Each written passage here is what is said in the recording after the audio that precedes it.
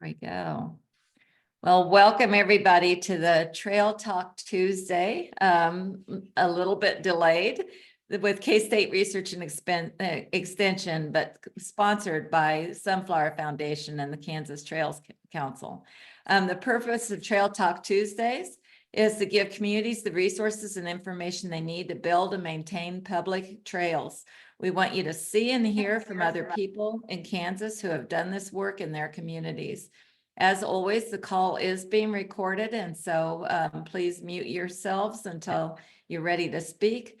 And at the end of the call, we want to know, at the end of the call, you will get a link to the website, a copy of the presentation deck, and the Zoom chat. So at the end of the call, though, we're going to ask you 3 simple questions. And so I'm going to teach to the test. Did you learn something today that you can use immediately? Think about it. Who will you forward this information to? How many people will you forward this information to? And meanwhile, we hope you're writing their names down. What did you learn today that was most helpful to you? And we'll give all that information to our presenters. So with that, we're going to start with our presenters. We have a great lineup for you. And Elizabeth Berger, with the Sunflower Foundation, the Vice President of the Sunflower Foundation, will start our call. Great. Thank you, Nancy. Someone give me a thumbs up so I can make sure everyone can hear me okay. Awesome. Okay. Well, I'm going to do exactly what you're not supposed to do with PowerPoints, is that my PowerPoints are loaded with information and I'm going to go through them really fast. But as you know, this will be archived on the K-State website for time immemorial, as well as resources that we'll send to Nancy. So we're going to blow right through. Okay, looking for money to find trail funds. So it's kind of like our state motto. It is difficult, but it is doable. And the trick is to know where to look, when to look, how to ask, and how to ask when and where you look. So clear as stars, right? Next slide. Really going to focus on 2 primary sources of funding today. And if we could go back to that first slide, please, before that. Federal and state and foundations. Actually, yeah, there we go, right there. You might be thinking, well, Sunflower Foundation, what do you know about state and federal funding? Not very much, guys, but because Sunflower as a health foundation, we do invest in trails as a health strategy, but we can't do all the trails all the time. So I've made it sort of part of my mission to figure out as much as I can about other sources of funding so we can all best leverage our resources. And we've got the 2 main types in this state. You can access federal or state funding. And often when I say state funding, that's really federal funds as a pass-through through the state. And I mention that because that does mean one of the disadvantages here. There can be a lot of red tape and rules because it's federal funds. Another disadvantage, extensive time and preparation. However, the big advantage is it's fairly reliable funding. It's, consistent. It's not going to change or go away overnight, at least. And it can really help fund those high dollar projects and allow you to braid grants together. Now, foundations have the advantage of they're often much less rigid, way more flexible, particularly around the use of the funds, more relationship based. Instead of filling out a 200-page application, you might be on a few Zoom calls. The big disadvantage, though, of course, is it's less reliable because foundations can switch their strategy on a dime and who's ever on the board of director. Another disadvantage, if you know one foundation, you know that foundation. They're all different. Next slide, please. I am sorry we had to cancel last week's webinar because I lost my voice, but I'm actually not sorry because I wouldn't have been able to say this last month, which is KDOT's Transportation Alternative Funding is now out. This is a holy grail for a lot of trail grants. I'm not going to go through all those bullet points. You can read them yourself. I just want to stress that this is really good funding for those high dollar projects, particularly if it involves engineering. Another thing to keep in mind, because so many of our trail champions are wonderful volunteers and can often be quite independent, this is really not a trail grant you can pursue on your own. You have to work with your local municipality, city government. Nonprofits can apply, but you really need to talk to KDOT about some of the parameters. Another thing I'll say is if you are a citizen and you think, boy, I wish my city would go through this grant to get this, you can be helpful. You do not have to work for the city to help get this grant. As Damaris told us in December, you actually have a lot of power as a local citizen. You can go to your city council and say, would really love to see us pursue this grant. You can help get letters of support. You can raise a ruckus. You can do all sorts of things that the actual city government can't do to show support for this grant. I'll just stress again, so many resources to help get this. Next slide, please. They announced this last month. You can see the timeline on the side of the page. What I wanted to point out here is you may go, oh my gosh, a concept paper. I have to do that on top of an application. Look at this way. Whenever there's a funding opportunity where you have to do a letter of interest or a concept paper or something like that, it is a way to get free technical assistance because often it will be given back to you. Perhaps it doesn't get funded, but you will get some advice to help make it better next time. I'd also like to point out all the resources there that they offer. They're not there for grins and giggles. They are there because hundreds of questions have been asked until finally the staff at KDOT said, God, we need to put this all in one place. So please, I really encourage you to use those resources. Next slide. This is something I do every time they announce who got the TA grants for that year. Go to that list, it's on the website, and see who got funded. Is there a community about your size doing a project similar to what you'd like to do? Reach out to them. Pick up the phone and say, hey, can we have a Zoom call to learn more about? Maybe they'll even have the time for you to go out and do a site visit, walk around.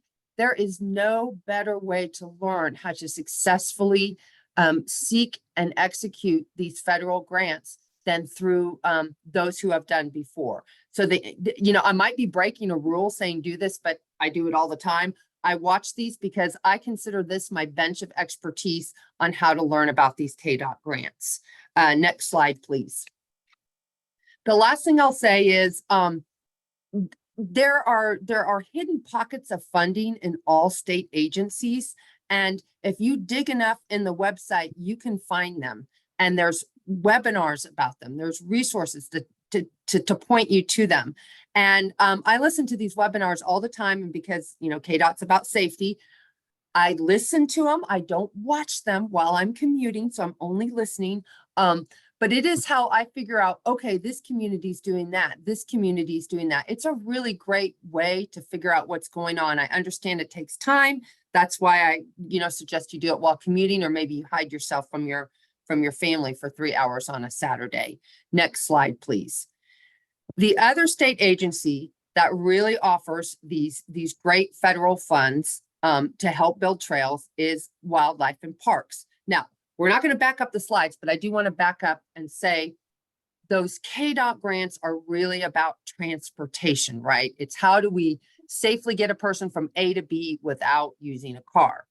The Wildlife and Park grants, of course, are not about transportation. They're about the environment, being outdoors, environmental education and stewardship.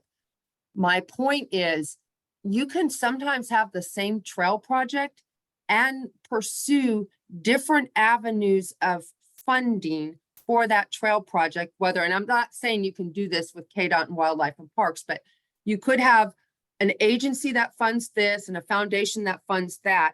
Same trail, you just have to figure out how to make that trail match what they want to fund. A trail is like a little black dress or a really good sports coat. You can wear those to a cocktail party or a funeral. It's all the accessories and how you position it, if that makes sense. So the two big trail grants through Wildlife and Parks, of course, are the Recreational Trail Grants Program. Lots of information on your screen. Now, of course, if you were driving and listening, this would be useless to you. And then the Land and Water Conservation Grants. I'm not going to talk at all about those because we're very lucky to have a representative here today. I just I wanted him to talk about it because I feel like this is sometimes a missed opportunity for our trail funding, because you hear it land and water, that has nothing to do with trails. So he'll talk a little bit about that. Next slide, please. And then lastly, do not forget, there are so many hidden pockets of trail, or what I call trail adjacent or trail friendly funding through Department of Commerce.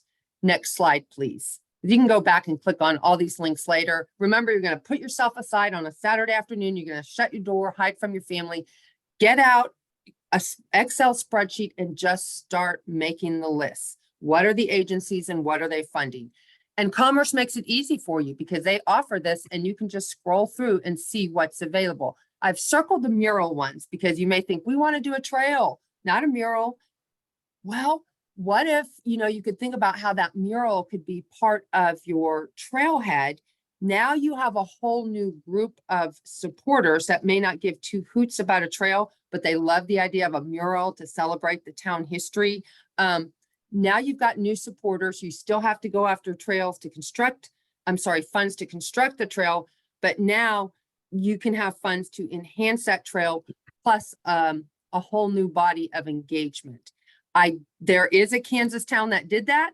And I don't know if the mural folks who really were not very pro trail, I don't know if they figured it out yet. So I'm not going to name the town, but when it came together, it was a beautiful thing. Next slide.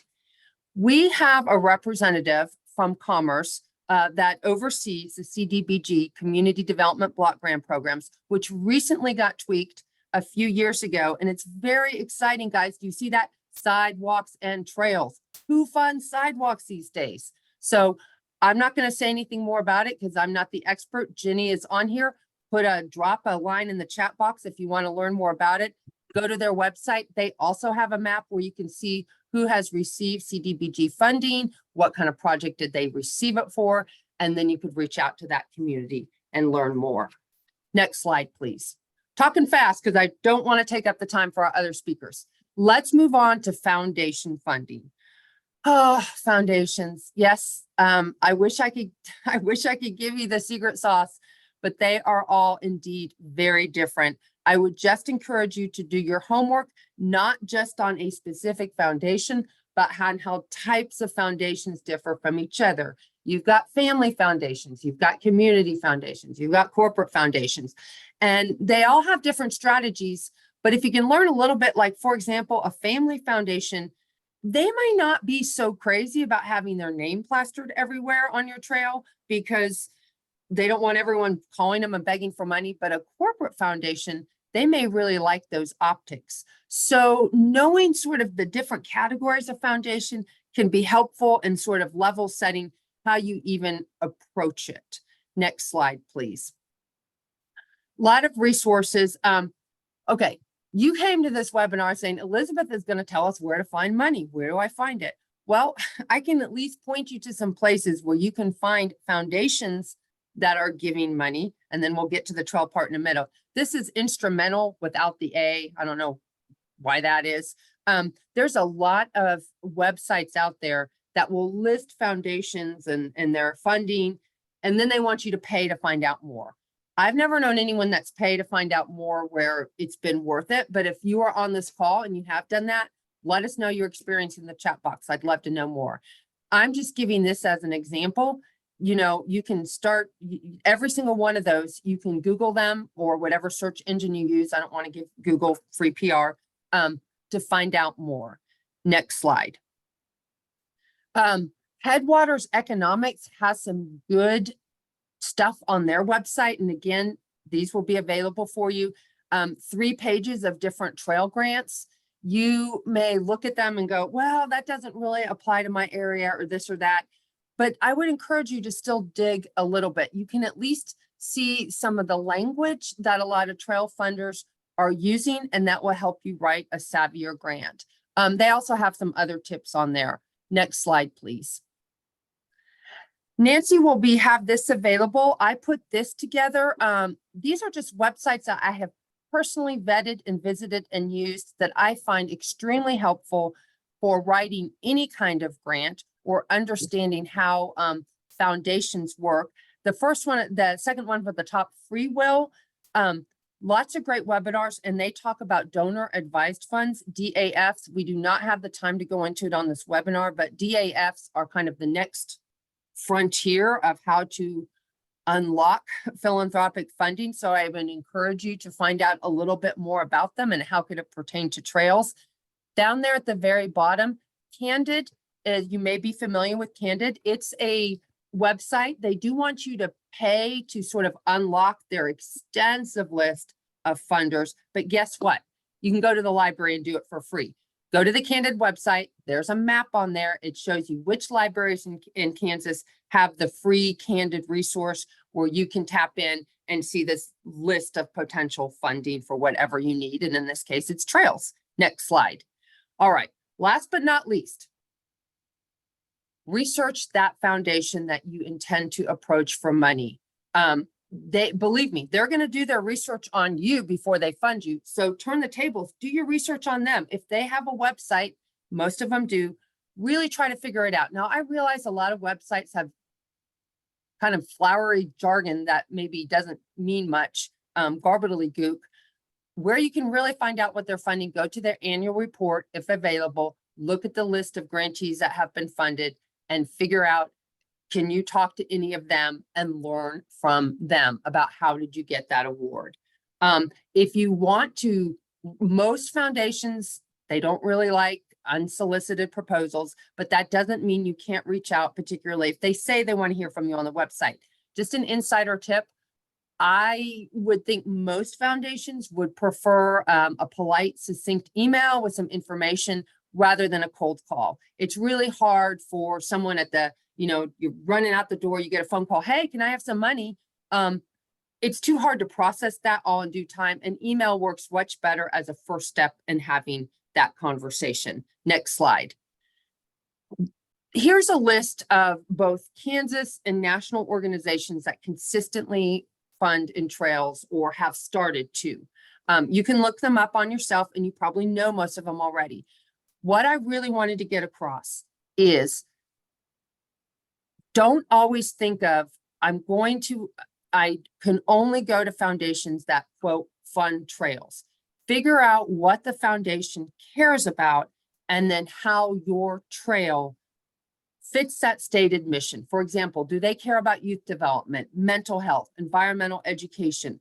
I mean, not everything's going to work with a trail, but you would be surprised how adaptable trails are. So it's your job to make that little black dress of a trail fit. Next slide, please. The next slide kind of just reiterates what I said. Think of the trail. It is not just physical infrastructure. It is a vehicle to help a foundation achieve whatever its stated mission and goals are. I really hope that makes sense because I think trails are one of the most adaptable tools to do this. Last slide, please. This is what I call the flowery language. This is all actually taken from other foundations' website. There's a lot of stuff about communities of disinvestment and community resilience and collective understanding. So you may think that has nothing to do with the trail, but then really think about what that trail does in community improvement, social cohesion, getting people together, the pro-mural people talking to the pro-trail people. I mean, think of the trail in that way and not just as a strip of dirt or a strip of concrete. And I promise you with that philosophy, it will make that application so much stronger to so many foundations. And now the last slide. It's the end of the trail, or at least me talking. So I'm happy to answer questions in the chat box and throw it to our next speaker.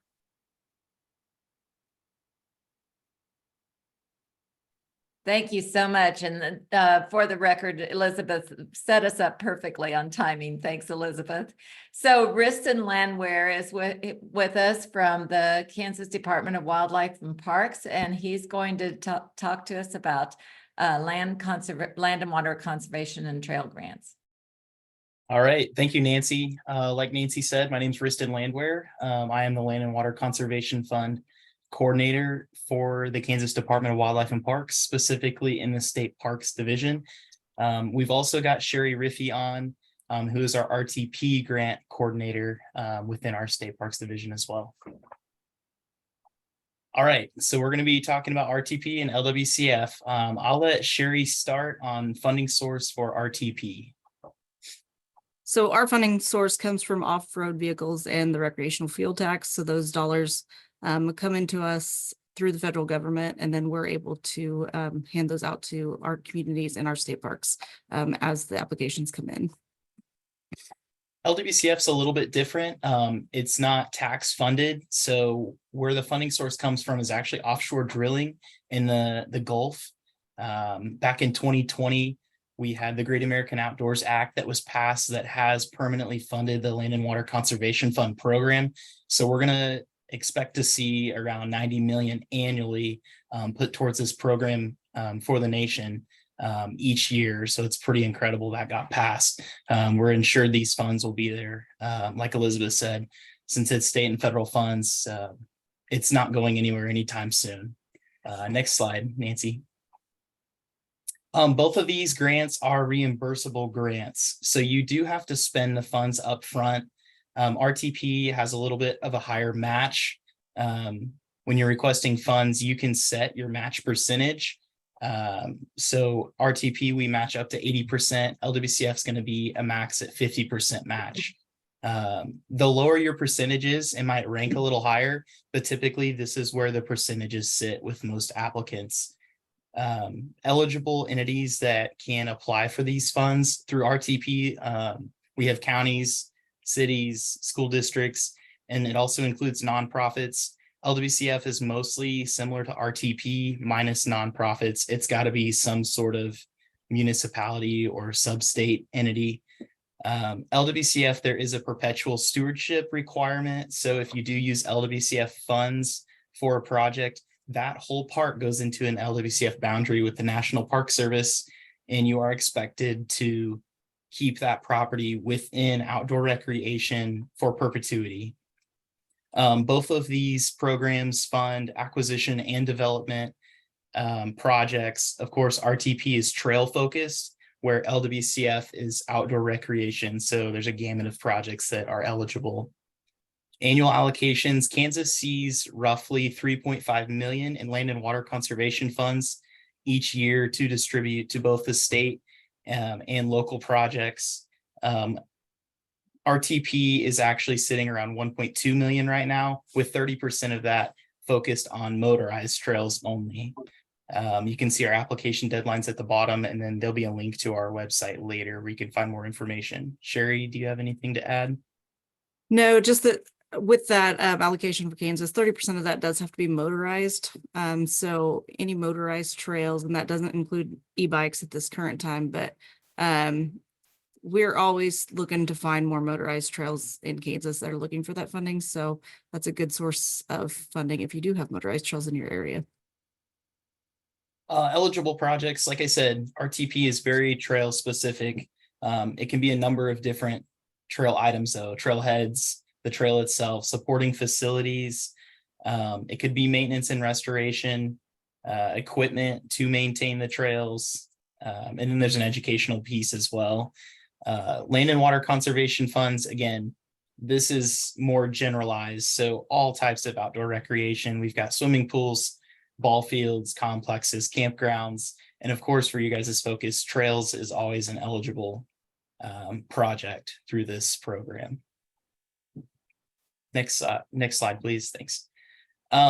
Here recently, back in 2021, Build America, Buy America was passed by the federal government. So since these are federal grant dollars, we do have to comply with BABA. And what that means is all pieces and parts that are going into your projects have to be compliant with BABA, which means the 3 M's, of course, we all love it: mined, milled, and manufactured USA. So if I'm putting in a playground, every bolt, every chain link, everything's got to be manufactured USA. And we have to document those items before we can reimburse you. So keep in mind that can increase cost and that can extend your timelines on things, because supplies right now are not always readily available. And again, it's going to increase your costs. And there's links there to the DOI site and then Federal Highway as well. We wanted to keep it pretty short, so here's our contact information. If you have any questions after this training, please reach out to us. Again, Sherry's over RTP specifically, I'm over LWCF. And then the link at the bottom, if you go to KS Outdoors, you can find our application online, and then all the other information, deadlines. I think that's it, unless Sherry's got anything to add. I'm good. Thanks. Fantastic, nicely done.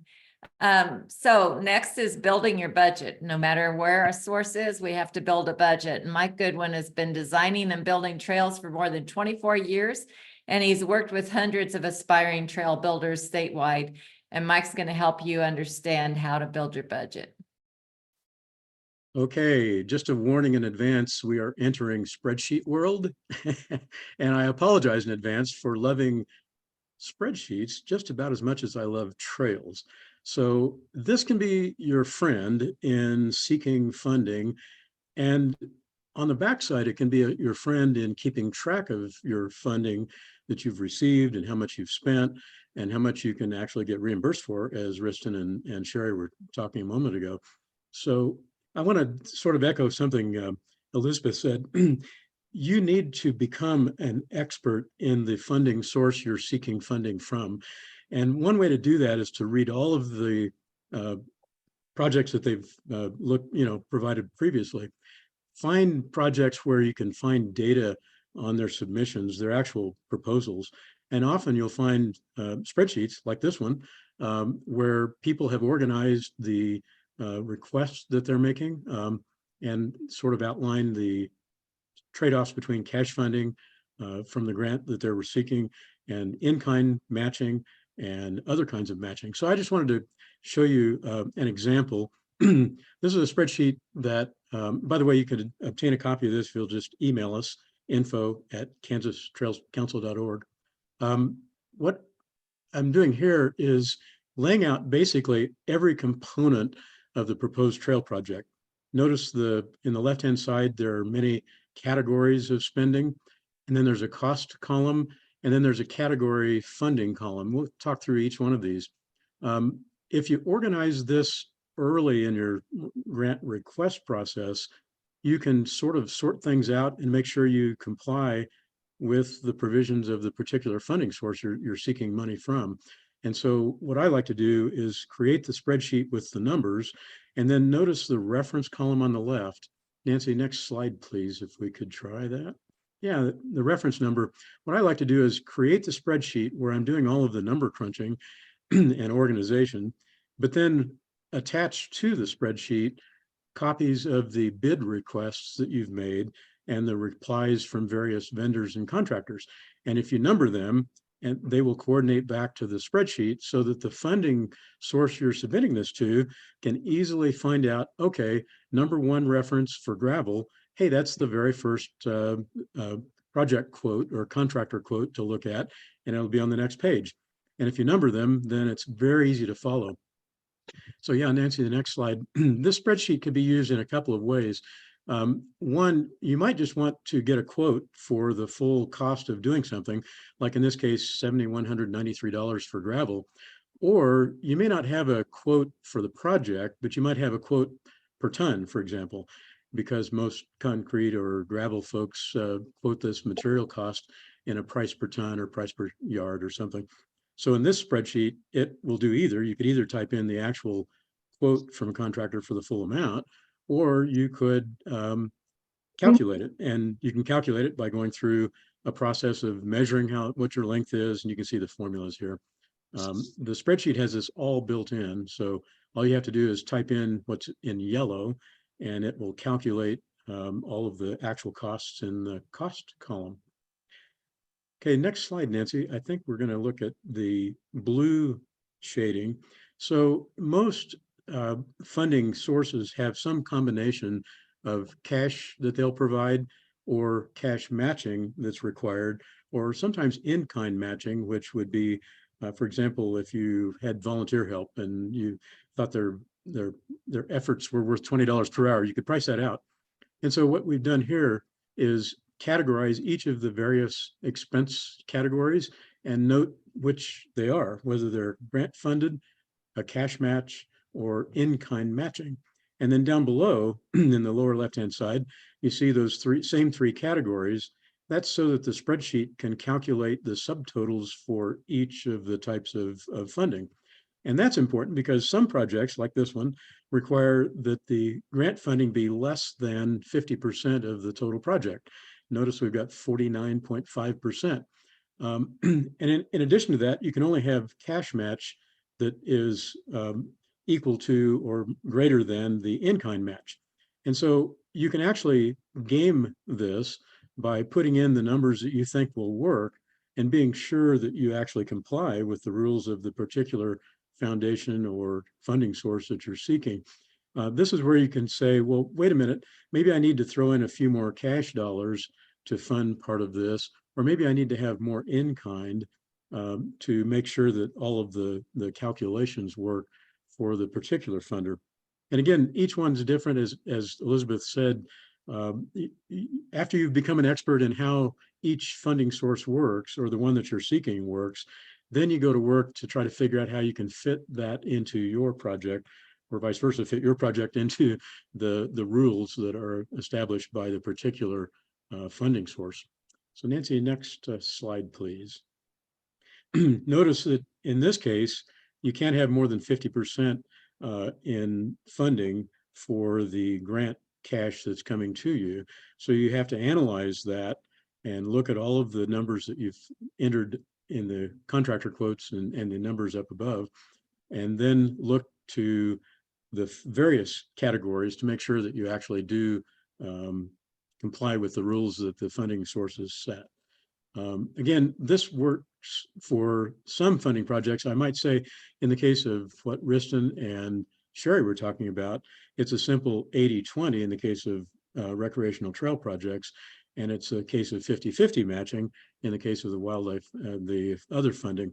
So you would want to redesign this spreadsheet to deal with cash matching of 80-20 or cash matching of 50-50, as opposed to this one that's sort of 50-50, but there are rules about the cash matching. So just, again, the message I think from Elizabeth, and I would echo this, become knowledgeable, become an expert really in the way the funding source thinks about the way they're going to give money for a trail project, and then go to work to make sure that you fit that mold and fit into their rule structure.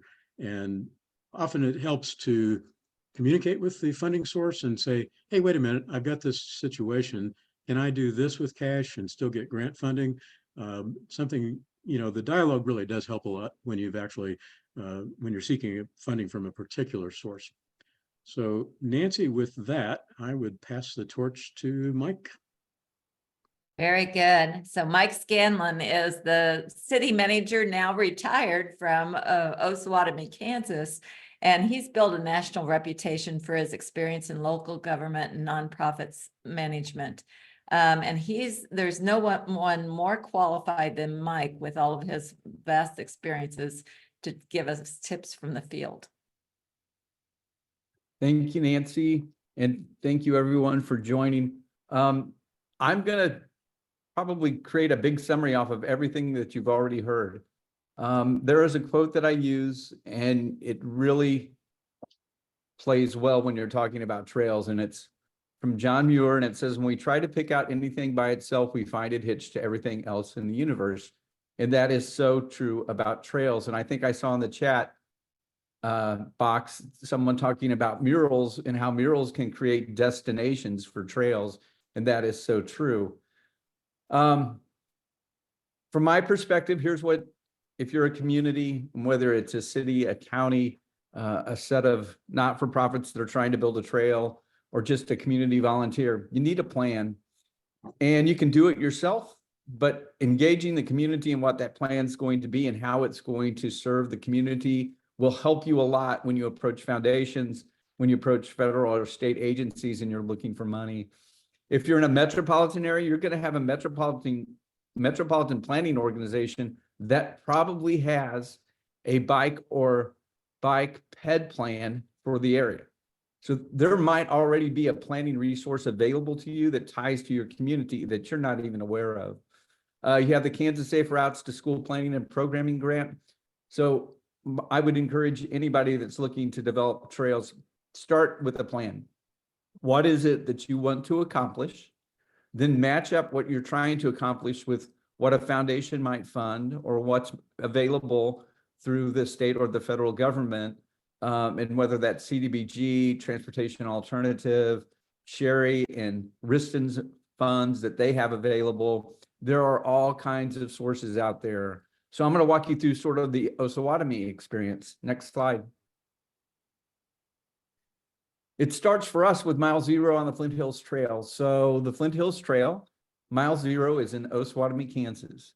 And you can see the funding that we put together and how in building that trailhead, that's where we pulled the dollars to pull the trail actually into our community and down to our ball fields. We copied the Katy trail station. So when you look at that Osawatomie trail station to the left, that's, I called the Missouri Department of Conservation. I asked them, can you send me your plans for your trail stations? They sent them to me, reversed engineered them.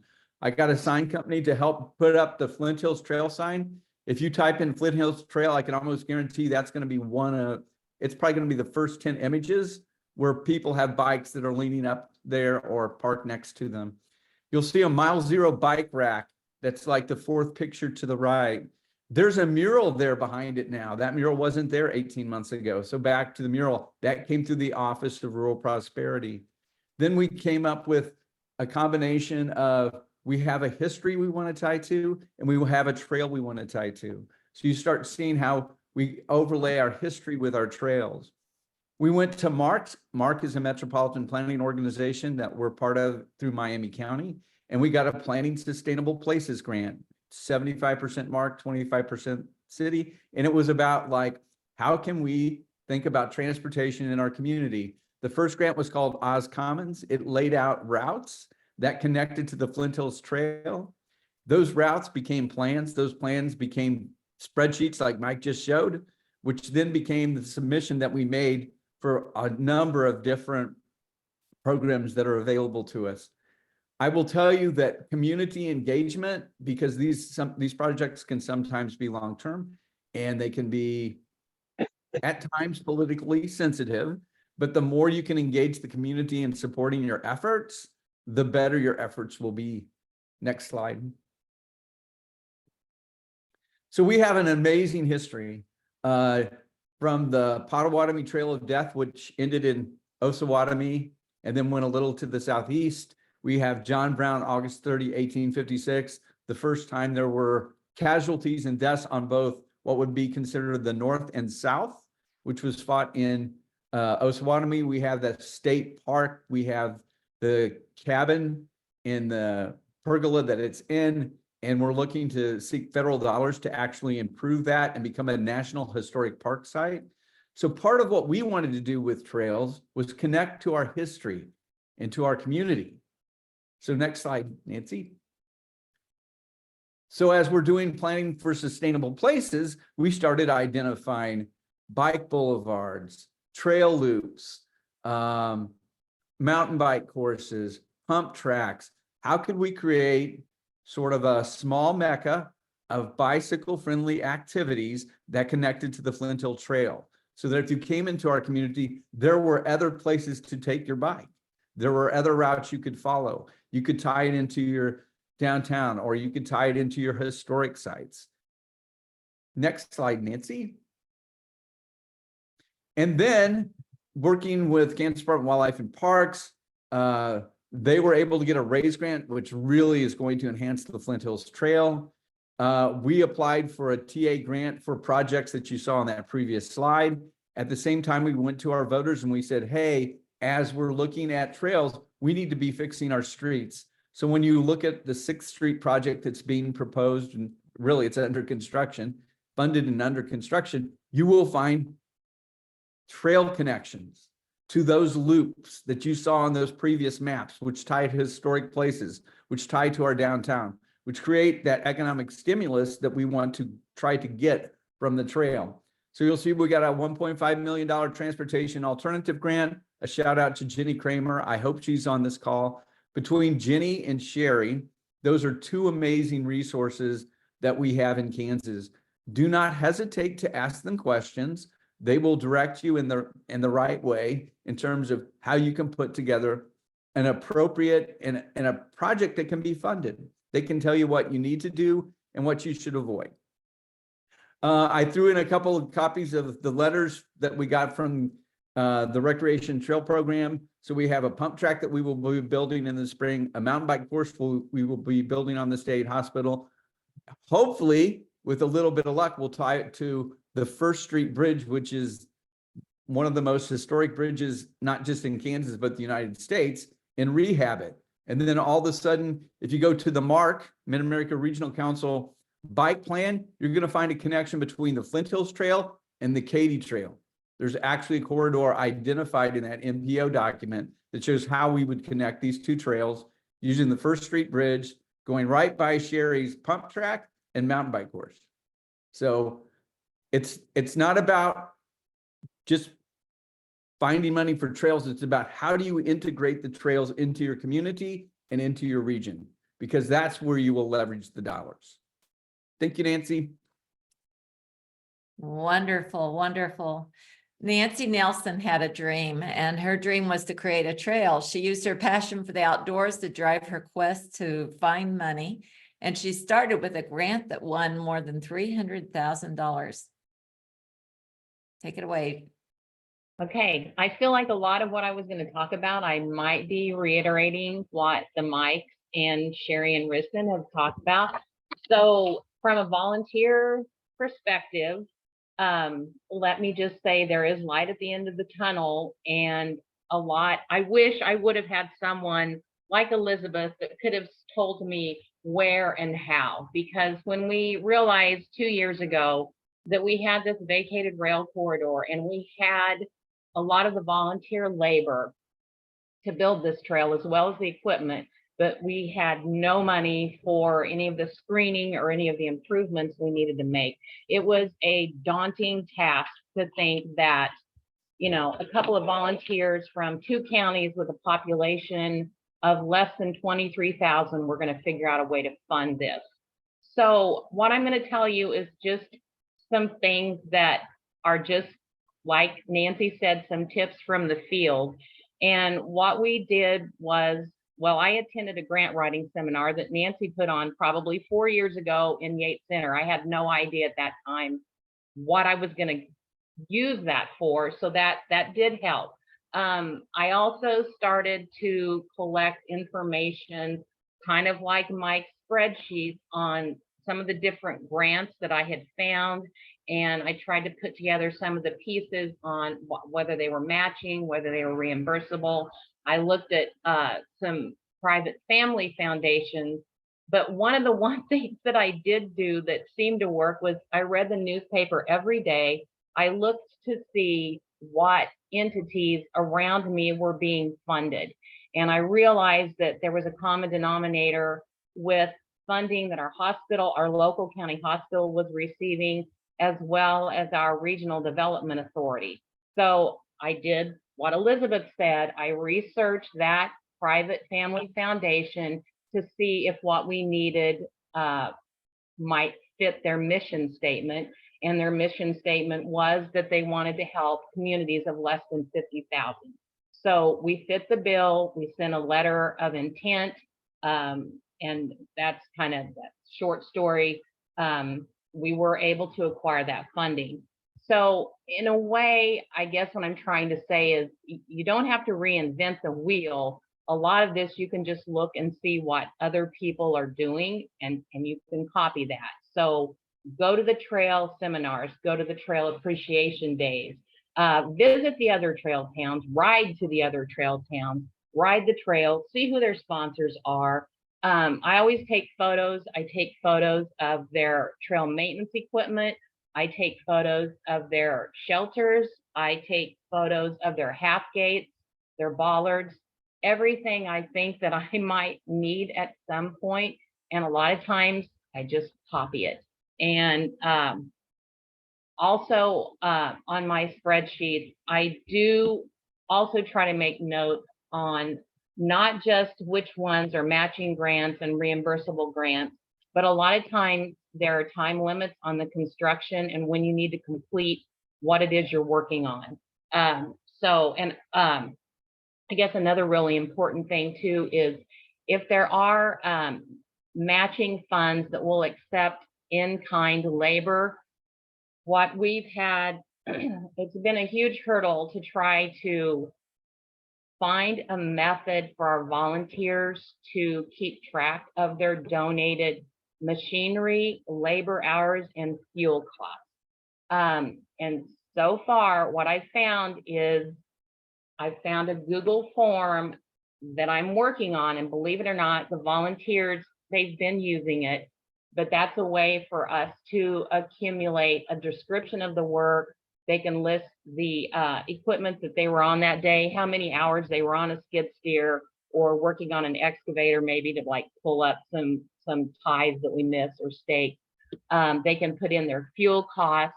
And I think that's going to be a great tool for us because I can at some point export that and keep a running total of all of our in-kind labor hours. And that's going to be huge because when you're in these communities of less than 23,000, we're not going to have the opportunity to probably go to voters and say, oh, we need a 1/4 cent sales tax. It's not going to happen. So we're going to have to look beyond that and look towards some of the matching funds, maybe for our to get a bridge or a crossing on a couple of the highways. So I hope maybe at some point I can share those documents so that maybe I can help some of the other builders to find a way to accumulate all of that data for the fuel, the labor, and so forth. So don't, I guess the main thing here is don't freak out if you're trying to build trail and you're from a smaller community, and don't recreate the wheel. There are resources out there that you can just reuse or borrow, and there is light at the end of the tunnel. And we do have 2 miles done. We got some great looking half gates. We got a bridge that we copied the design from Johnson County.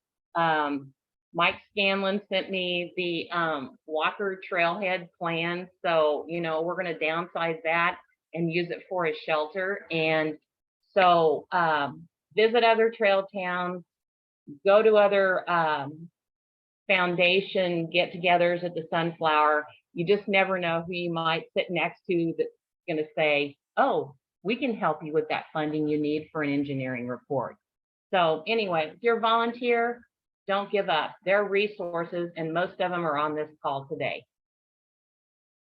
Fantastic. Thank you so much. So K-State Research and Extension really wants to be a resource to all of you. You will get a copy, as I said before, you'll get a copy of these slides. You'll get a copy of the, maybe a little bit edited, the Zoom chat, because we don't want you to miss the good comments that you can learn from others. But we have a resource that Nancy mentioned, the grant writing classes. We're doing mostly online, but we are on occasion responding to in person if that is really what a community wants. And people like Nancy have reported in a one-time request for data that they have written $42 million of successful grants. We have a second grant course that's an 8-week course. It's already in process this semester, but it happens every semester to help you complete a fundable proposal. And then sometimes you get into it and maybe you know how to do it and you just don't have the capacity right now. We will give you a couple of lists of contract grant writers. And if you want to be on that list, I have a list that I accumulate. Just, you know, these are people who said they'd like to write grants. And then if you're a Kansas Community Empowerment community, there's, I think, 90 of them in the state right now. Formerly Kansas Pride, we support them in grant writing. But the one that's probably the most helpful, I think, of all is when you talk about searching for grants. We have a colleague If you send an email to KSRE CV, that stands for K-State Research and Extension Community Vitality at ksu.edu, we will look for grants that qualify for what you're thinking of. You know, I need $600,000 for a trail, and tell us where it's at and some of those things, and we can help you. But these are links, and they'll go to our website where you can find resources, including the recordings of these Trail Talk Tuesdays. And that is what we have for today, but I want to open it up a little bit for questions. And I have not been as able to track that as others. As we're waiting for any questions to come in, since we actually stayed on time, yay team, that was amazing. There's a couple of things I didn't say because that felt like we were going to run out of time that I wanted to stress. One of them is even if you apply to a state agency and it doesn't get funded, you get the feedback, you can fund again. I had someone tell me once, who prefers for their name not to be shared, that it is state agencies want to get lots and lots of applications because the government loves metrics and data. How else are they going to show that there is a high demand and a need for a particular pot of funding? So even if your application doesn't get funded, you can at least pat yourself on the back and think, I took one for the team, for the greater good. So also think about it in that way. We have to show the demand. I also wanted to just shout out, and I do not want our big cities or metro areas to think we're ignoring them, but if you are from a rural small town, there's a lot of national interest in national foundations and philanthropy right now in trying to invest in rural America, because data shows that less than 7% of philanthropic dollars goes to rural America. So that is that inequity or disparity is a strength you can use in your application if you are approaching a national foundation to try to get trail funding. And make sure you stress, because often these might be people on the coast that don't get, you can say, yes, I live in a town of 3,000 in the middle of Western Kansas. We are 99% private land. So there really is no public place for people to walk and enjoy the outdoors without a trail. This is indeed an equity issue. That's language you want to use with some of these foundations and help them understand what the reality is in rural Kansas, because in their mind, they think you can just walk out your back door and wander through a cow field, no problems, right? So those were two things I wanted to get across. I don't know if Jenny is still on the call, but if she is, I would love for her to come off mute and take a little bit, just a minute, to tell us a little bit more about the CDGB funding for trails and sidewalks, because that is a relatively new addition to the program.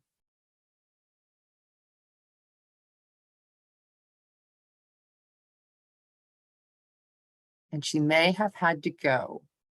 And if that is the case, I would indeed encourage you to reach out to find out more, because again, where else are you going to find? Even Sunflower Foundation doesn't fund sidewalks. So, go to CDBG.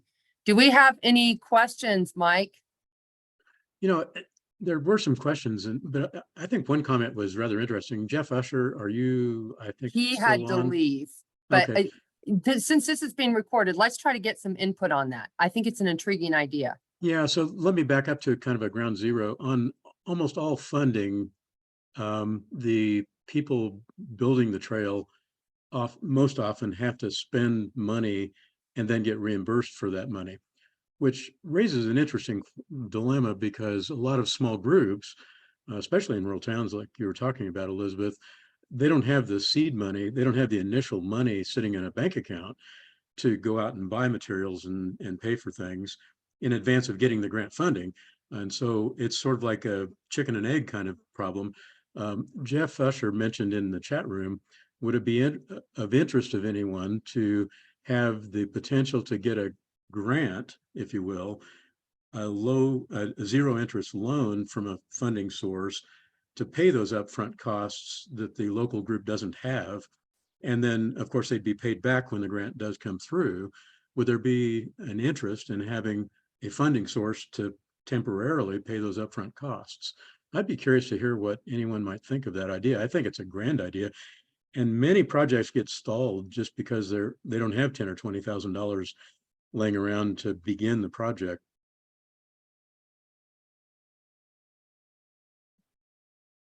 Nancy, you could unshare your Okay. screen and we might see other people nodding or nodding off possibly. I would be interested to know from our state agency reps here. Do they see any issues with that? Are there any red flags or, I mean, to me, it sounds grand as well. But if you had to pay up front with a loan that a no interest loan that you got from a foundation, would that create any problems or would it be smooth sailing? Sherry or Riston or even Jeffrey Bender? We do have some issues with people needing that money up front. It would be interesting to kind of look into, but I could see where we might have some issues with that. I mean, we can only refund the community that has the grant. So you would be loaning that community the grant, and then you would only want to give them a certain amount of funding up front. Because they'd need 100% up front, so they have to have that match at least. So there'd be some accountability issues that you might run into. Gary, I think the scenario I thought of as Jeff proposed the idea would be someone would XYZ Community Foundation or whoever would seek a grant from, let's say, Wildlife and Parks, a recreational trail grant. They would do that in the normal course of business. They would send in the forms. You would evaluate. Eventually, you would say, "Oh yes, this is a great project. We'll fund it." And then, of course, we all know that no money can be spent until there's a contract with Wildlife and Parks, right, in order to be reimbursed for that funding. So, but once that's all done, and once the projects go, and you've acknowledged that it's a worthy project and provided the grant opportunity, then they could go to the other entity and borrow the funds to pay upfront for the things that you would eventually reimburse them for. And they would be paying for it. The Right. source of their money is kind of irrelevant, I would guess. I mean, it's them paying for the skid Right, steers and and that's whatever what I'm else. saying, the liability on you loaning somebody interest-free money. Right. Yeah, You- the You lender, need to have something in place there. the lender, I would think, would look at your contract, which you've executed, having Mhm. given the grant at Wildlife and Parks. The lender would say, "Oh, you've got a quote guaranteed payment, and so here's the upfront money that you don't have in order to get that upfront payment Right. made." And Seems then like there's instances where you may put in for reimbursement for something that's not reimbursable. So what if that agency or you got that loan to pay for that, then you'd be, on the loan exactly. money Yes. still. So, That'd be something for the lender to Right. work out with the Right. recipient. But from your perspective, it would still be the applicant, your applicant. yeah, we don't really who's- care where they get the money from, as long Yeah. as it's not another federal grant that can't be matched with one of our federal grants. Good point. Good point. And That's- so there's some questions here about nonprofits applying for the loans, and I'm sure he's talking about a network that they've set up with, that Kansas Health Foundation has set up with Network Kansas, that does make nonprofit loans for childcare and other things. So I'm sure that's the mechanism that he's referring to. Well, it's Yeah. certainly an idea worth pursuing, I think, to flesh out details like Sherry and I were just Right. talking through. Right. So I've got a question, I've got a question that came to me personally about, and I don't think we'll have time to answer this, but in Victoria, I'm looking for the question. Sean wants to do a small MTB skills park in a small town. He tried to do it on school property, but insurance came into play. And he is questioning how a person does something like this, how they manage the insurance issues. I don't know whether we want to try to address that or whether there's anybody that wants to put their name out there for contact. Well, that's a tough one because it depends a lot on the entity or the property on which anything is constructed. So you'd really need to engage with that landowner, whether it's public or private, and have them contact their counsel, their insurers. If you're not charging for access to something like that, then there's limited liability in Kansas.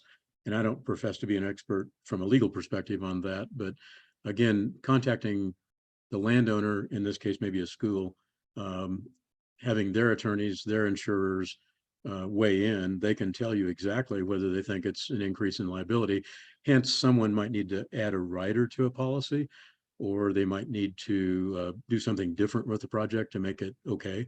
But again, touch base with the actual landowner, I think would be the best advice. Have seen cases in the Wichita area where one group will make an improvement on public land and they can't fully fund it entirely on their own.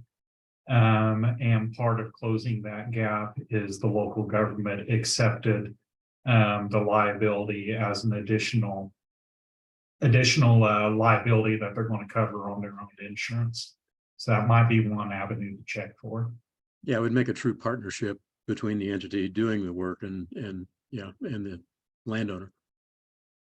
I'll just jump in here, given that cities and counties, especially cities, have pools, playgrounds, tennis courts, basketball courts, all kinds of recreational amenities. Most of them already carry the coverage that would cover a mountain bike course.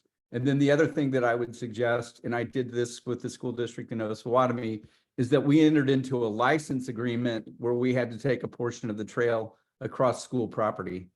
And licensing agreements are so much easier to work with than right-of-way or easements.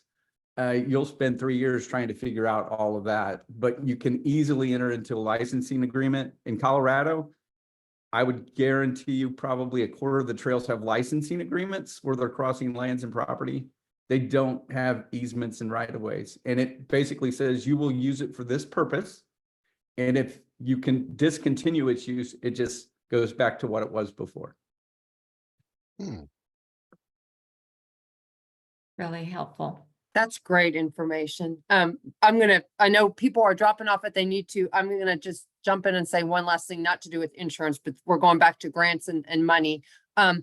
I purposely wanted this call to be just about grants and nothing about fundraising, and this is why. I realize grants are a lot of work, a lot of spreadsheets, but in many ways, and trail champions on this call, feel free to argue with me.